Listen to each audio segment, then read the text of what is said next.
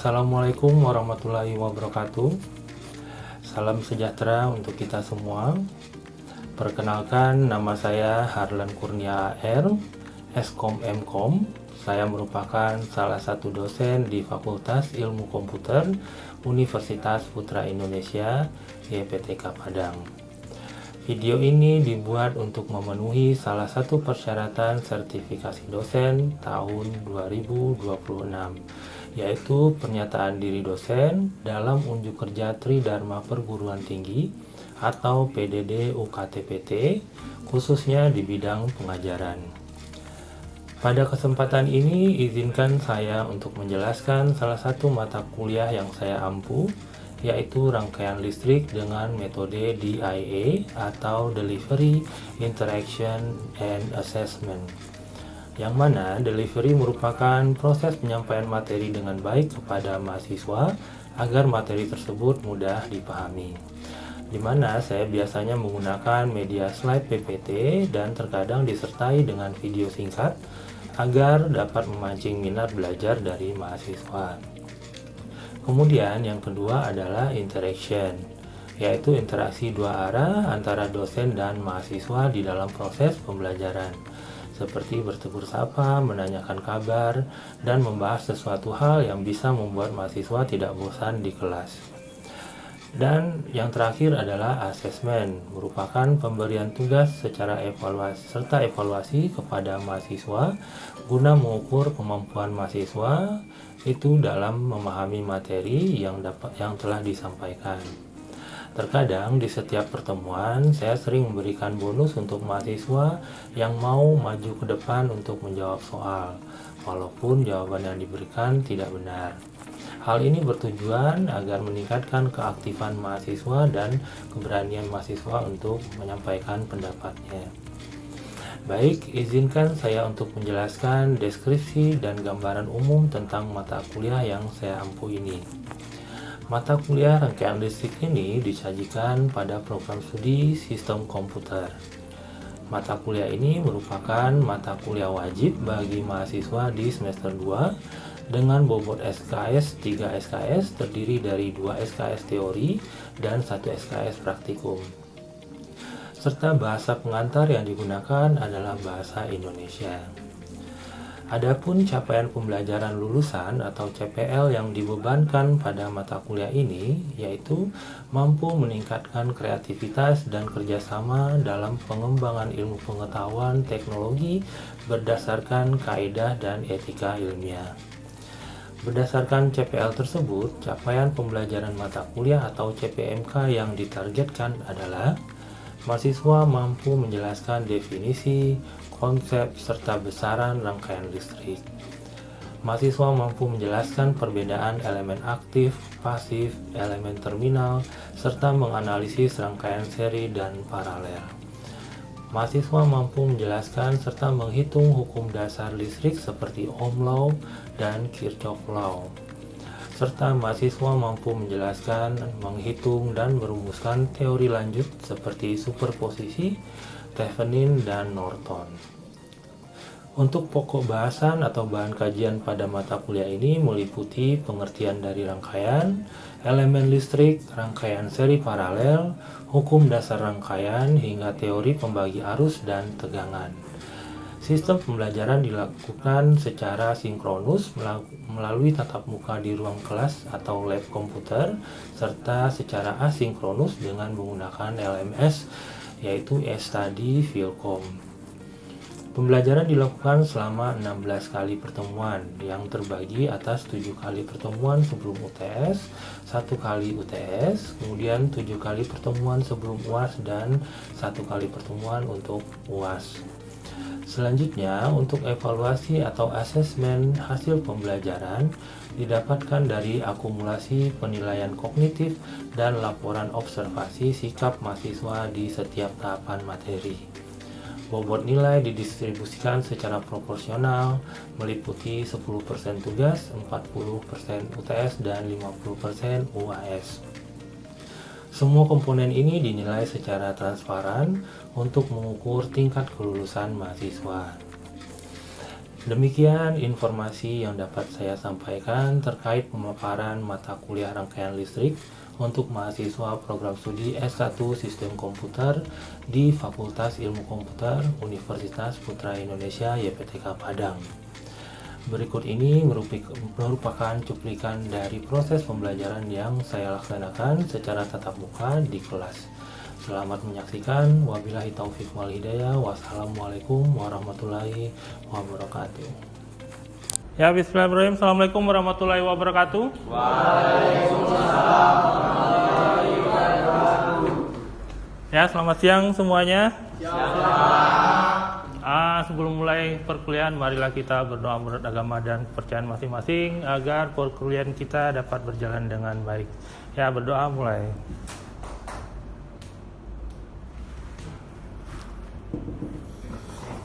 Gimana kabarnya? Masih semangat siangnya? Masih ya? Ada yang lagi galau? Ada yang lagi galau karena timnya kalah kah? Piala Dunia? Ada, Pak. Ada yang nonton Piala Dunia sini? Semuanya, Pak. Ada ya? Tapi jangan gadang ya. Kalau yang jam malam, nanti malam Portugal kan ya? Waduh. Ya, Portugal nanti malam kan? Ada yang idolanya Cristiano Ronaldo? Dodok. Ya, semalam kan Argentina udah menang. Udah win, Pak. Ya, 2-0. Udah pasti lolos dia kan ya? Udah, Pak. Ya, berarti nanti tinggal Portugal lagi gimana kiprahnya Ronaldo, ya kan? Nah, udah siap untuk materi selanjutnya? Siapa? Ya, sebelum masuk ke materi berikutnya, ada yang bisa sebutkan apa kira-kira tentang materi pertemuan kita sebelumnya, yaitu tentang hukum Kirchhoff 1, ya kan? Ya, Pak. Ada yang bisa sebutkan apa bunyi hukum Kirchhoff 1 atau rumusnya juga boleh, terserah, bebas. Siapa yang bisa kira-kira? Rumus hukum Kirchhoff 1. Pak. Ya, silakan Taufik. I masuk sama dengan I keluar, Pak. Ya, benar ya. Jadi hukum Kirchhoff 1 itu rumus yang kita pakai kemarin, sigma I1 sigma I masuk sama dengan sigma I keluar. Ya, itu nanti bakalan kita pakai di hukum Kirchhoff 2 tapi nanti di loop yang 2 ya. Jadi untuk pertama kita akan bahas tentang hukum Kirchhoff 2. Kalau hukum Kirchhoff 2 ini kan selanjutan dari hukum Kirchhoff 1 ya. Kalau hukum Kirchhoff 1 itu kemarin kita bahas tentang Kirchhoff current law ya, tentang arus. Nah, sementara untuk yang Kirchhoff 2 itu adalah Kirchhoff voltage law. Jadi bahas tentang tegangan ya. Beda aja kalau kemarin hukum Kirchhoff 1 itu tentang arus, makanya dia bahasnya tentang jumlah arus masuk sama dengan jumlah arus keluar. Ya, bunyi dari hukum Kirchhoff 2 adalah jumlah tegangan pada suatu lintasan tertutup sama dengan 0 atau penjumlahan tegangan pada masing-masing komponen penyusunnya yang membentuk satu lintasan tertutup akan bernilai sama dengan 0. Nah, itu bunyi dari hukum Kirchhoff 2.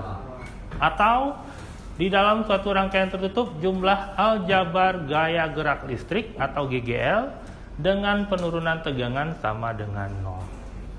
Jadi kalau misalnya bilang di sana GGL, itu bisa kita artikan sumber tegangan ya. Jadi dalam satu rangkaian tertutup nanti bakalan ada sumber tegangan. Biasanya kan kita pakai baterai kah atau aki kan ya. Nah, untuk percontohan nanti kita pakainya baterai sumber tegangan. Jadi kalau GGL itu adalah sumber tegangan yang menghasilkan tegangannya. Dan kalau yang bagian penurunan tegangan itu adalah bebannya. Jadi dalam rangkaian tertutup itu nanti ada GGL-nya atau sumber tegangannya berupa baterai. Nah, sementara untuk yang menurunkan tegangan atau yang menikmati tegangan tadi, yang memakai gaya listriknya itu adalah beban. Nah, sementara di sini beban yang kita pakai nanti adalah resistor ya. Seperti gambar sebelumnya juga. Nah, ini seperti ini ya. Jadi nanti bakalan ada GGL-nya, juga ada bebannya. Ya. Ini rumus dari hukum Kirchhoff 2. Untuk rangkaian tertutup satu siklus atau satu loop. Jadi yang pertama itu kita bahas nanti yang satu loop ya. Rumusnya adalah sigma E ya, atau epsilon ya. Sigma E tambah sigma IR sama dengan 0. Nah, sigma E ini GGL-nya, sementara untuk sigma IR ini adalah jumlah penurun tegangannya. Ya, jadi ini GGL, ini yang tegangan beban, jadi tegangan sumber, tegangan beban. Kemudian tegangan antara dua titik, nah, nanti bakalan ada juga soalnya tentang berapakah beda potensial dari titik A ke titik B misalnya. Nah, nanti yang kita pakai rumusnya adalah V atau tegangan sama dengan sigma E ditambah sigma IR. Jadi sama ya rumusnya. Nah, nanti kita lihat berdasarkan dari arah loopnya juga. Kemudian keterangannya apa? Sigma E itu adalah jumlah aljabar gaya gerak listrik atau GGL, atau yang gampangnya sederhananya adalah sumber tegangan. Jadi sigma E itu adalah GGL atau sumber tegangan. Kemudian sigma IR itu jumlah penurunan tegangan. Nah, ini adalah tegangan pada beban atau di sini resistor. Maka kalau misalnya ada beberapa resistor, nah, makanya nanti dia dijumlahkan jumlah tegangan pada beban. Kalau di sini kan cuma ada di gambarnya cuma ada satu beban ya, satu resistor. Nah, kalau misalnya ada beberapa resistor, berarti kita jumlahkan semua tegangan yang ada pada masing-masing beban. Ya, langkah pertama adalah pilih arah loop. Nah, jadi yang pertama kita tentukan itu adalah arah loopnya. Apakah loop yang mau kita bikin itu searah jarum jam atau berlawanan arah jarum jam? Itu bebas ya, nggak ada ketentuan. Kamu boleh milih mau yang searah jarum jam atau berlawanan arah jarum jam. Ya. Jadi nanti bentuk soalnya seperti ini, nanti kamu yang nanti tentukan arahnya kemana, arah arusnya. Ya, jadi yang pertama kita tentukan adalah arah arusnya. Bebas, mau searah jarum jam, mau berlawanan arah jarum jam, itu bebas. Kemudian yang kedua, masukkan rumus sigma E tambah sigma IR sama dengan 0 untuk mencari nilai arus atau I. Ya. Kemudian di sini ada syaratnya. Ya, GGL bertanda plus jika arah loop melewati kutub positif baterai terlebih dahulu. Jadi kan kita tadi udah tentukan arah loopnya. Arah loop itu sama kayak perjalanannya kita dari mana, sesuai arah jarum jam atau berlawanan arah jarum jam. Seperti contoh kayak ini nih. Misalnya dia udah tentukan arahnya sesuai searah jarum jam misalnya. Berarti perjalanannya dimulai dari A, B, C, D. Balik lagi ke A.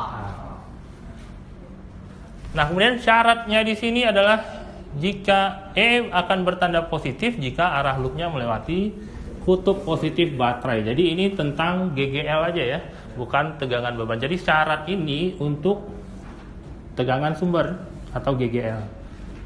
Jadi saat kita melakukan perjalanan dari A, tahu-taunya ketemunya di sisi atau lambang pendek pada baterai. Itu apa? Kutub positif atau negatif? Negatif. Ya, negatif ya. Kalau yang pendek itu dia negatif, yang panjang positif. Nah, kalau kayak gini berarti dia bertanda apa dia? Negatif atau positif? Negatif. Ya, negatif ya, karena dia bertemunya dengan negatif duluan. Ya. Jadi ketemu negatif duluan, maka nanti tegangannya di sini adalah minus 4. Ya, kita coba yang pertama adalah buat arus yang mengalir melalui rangkaian. Ya, pertama kita tentukan dulu arah loopnya. Maunya arah loopnya searah jarum jam atau berlawanan arah jarum jam? Searah jarum jam. Berarti kita perjalanannya jadi A, B, C, D, A. Ya. Kita bikin loopnya ya. Ini kita bagi dua dulu.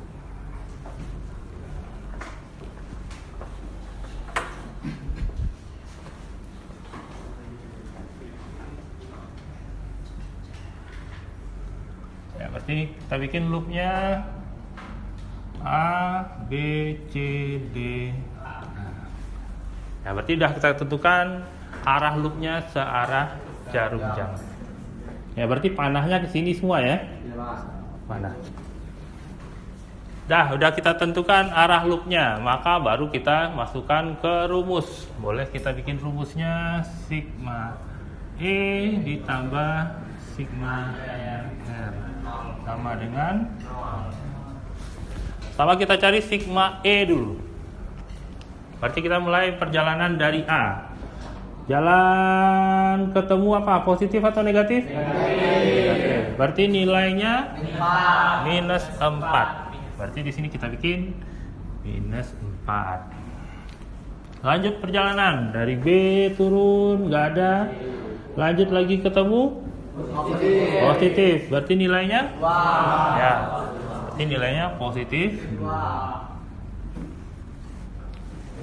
Lanjut lagi. Negatif. Ya, ketemu negatif. Berarti nilainya minus 4. Balik lagi dia ke A ya, berarti nggak ada lagi ya GGL ya. Udah, berarti udah satu perjalanan dia udah selesai GGL-nya. Udah, berarti sigma E udah siap. Baru nanti kita cari sigma IR. Nah, gimana cari sigma IR? Berarti dia posisinya di beban ya. Berarti posisinya di beban. Boleh yang pertama gimana? Ya 15. Ya 15 dikali I. I-nya belum diketahui ya. Tapi langsung kita bikin aja dulu. Berarti 15 I dikali I ya, atau 15 I ya, boleh. 15 I. Lanjut. Ketemu apa lagi? Ya, ketemu 5I. Berarti di sini tambah 5I. Lanjut. 10I. Ya, ketemu 10 kali I atau 10I. Sama dengan? Nah, kita jumlahkan. Yang ini bisa kita jumlahkan? Nah, dapat berapa? Min 6? Ya, min 6. Ditambah. Ini bisa dijumlahkan? Ya, bisa ya, karena sama-sama I ya. Berarti bisa kita jumlahkan. Jadi 30 I. Sama dengan, pindah ke sebelah, jadi 30 I sama dengan 6. Dan I nya berapa? 6 per 30 sama dengan berapa? 1/5. Boleh 1/5 juga boleh. Per 5 ampere atau 0,2 ampere. Nah, udah dapat nih I-nya 0,2 ampere. Nah, sampai sini paham kira-kira? Paham ya?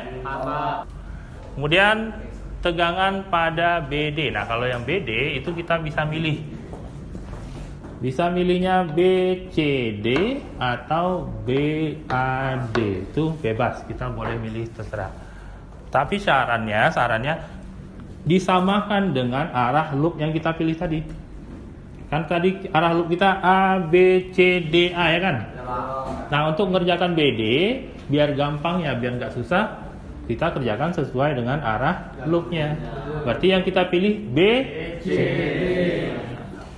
Biar nanti kita bisa makainya harusnya yang 0,2. Nah, kita bikin V, B, C, D.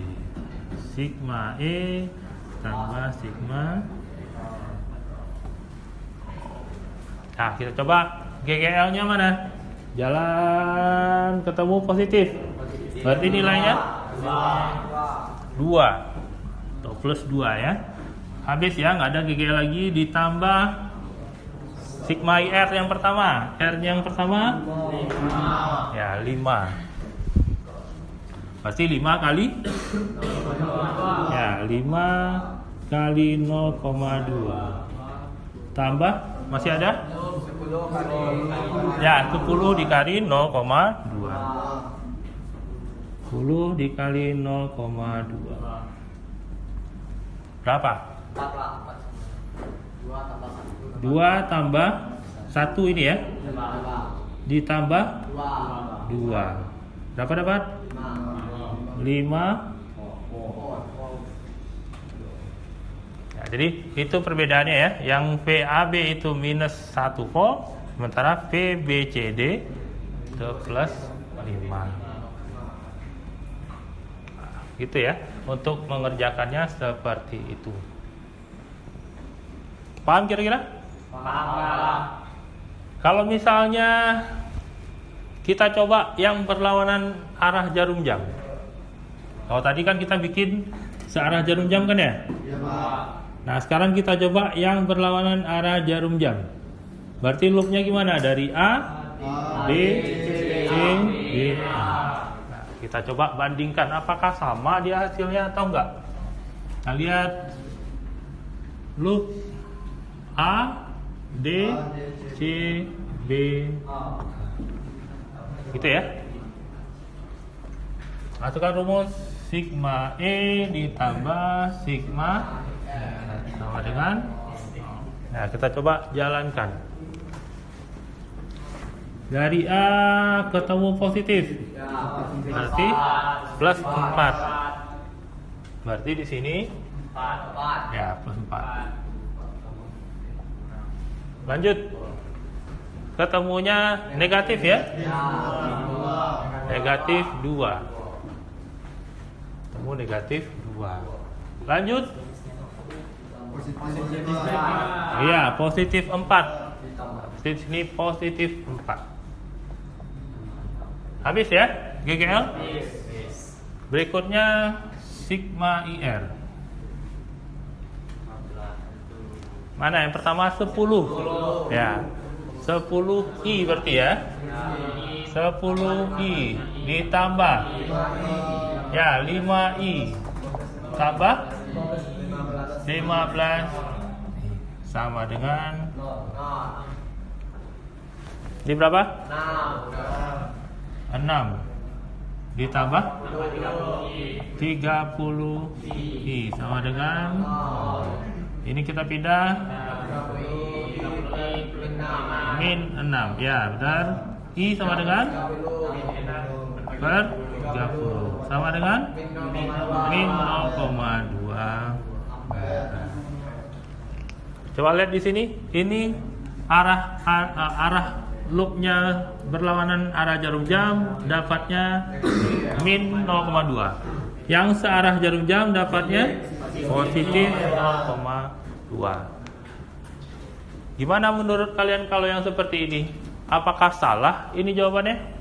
Tidak, ya. Ya, jadi nilai minus itu menandakan kalau asumsi kita sebelumnya itu berlawanan dengan arah arus yang sebenarnya, ya. Jadi yang sebenarnya arah arusnya berarti yang nilainya positif. Berarti arah arus yang sebenarnya itu searah jarum jam. Nah, jadi kalau yang punya asumsinya di awal arah loopnya berlawanan arah jarum jam, dia akan dapatkan hasilnya nanti minus ya atau negatif.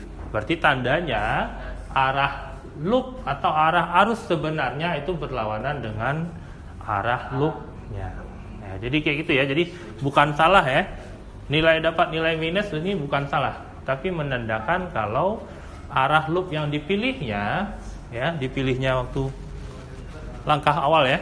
Kan kita pilih arah loop tuh. Jadi arah loop yang dipilihnya itu berlawanan dengan arah arus yang sebenarnya. Ya, silakan dikerjakan latihan. Ini latihan soal 1, 2. Silakan dikerjakan, dicoba. Ya, bagi yang ada yang mau ditanyakan saat mengerjakan latihan, boleh nanti tunjuk tangan aja, nanti panggil saya. Ini udah nih, boleh hapus.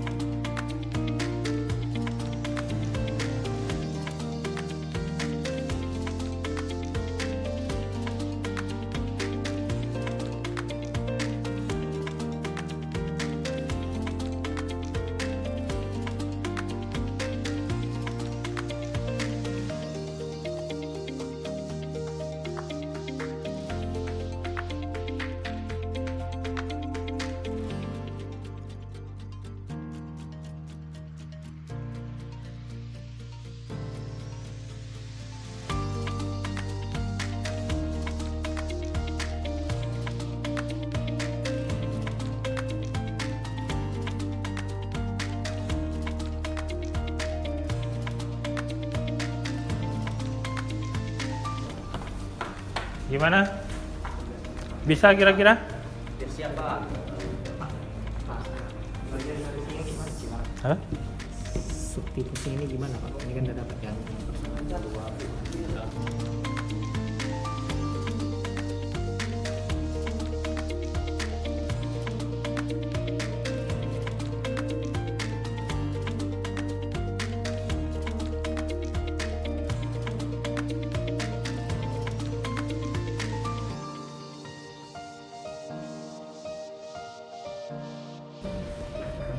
Pembagiannya enggak.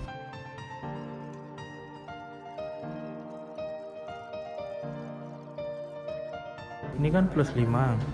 Ini plus 5 berarti 5 diapain supaya habis dia sama 5 nih? Kurang kan? Dikurang. Nah, berarti dikurang dia. Berarti Jadi cara-caranya 5 karena kurang, dikurang ya 5 kurang 5 jadi habis dia. Kalau di sini min, nah misalnya plus 5 diapain dia sama min 5 supaya dia habis? dikurang. Tambah. Oh, ditambah. Nah, kan dia plus 5 dikurang 5 aja dia kan? Oh, jadi tujuan ceritanya karena dikurang Iya, gitu. nah, Siap. ya.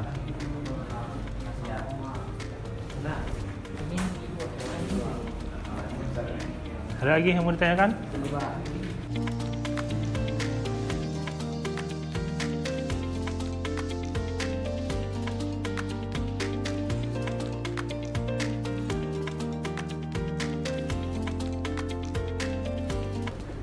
Waktunya udah habis.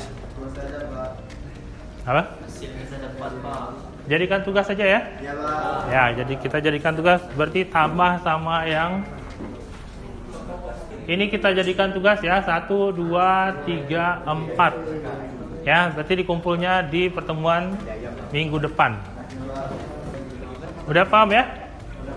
Ya nanti materinya bakal keluar di ujian, jadi silakan dicoba lagi latihan, dikerjakan tugasnya sendiri. Jadi 3 kan 2. Apa? 3 jadi 3 1. Apa? Kalau misalnya ada yang belum paham, boleh nanyanya di pertemuan kita hari Kamis nanti. Ya, silakan duduk dulu. Ya, nggak ada pertanyaan ya? Ya, kita tutup pertemuan hari ini. Ya, sebelumnya marilah kita berdoa menurut agama dan percayaan masing-masing. Berdoa mulai. Ya, terima kasih atas perhatiannya. Assalamualaikum warahmatullahi wabarakatuh.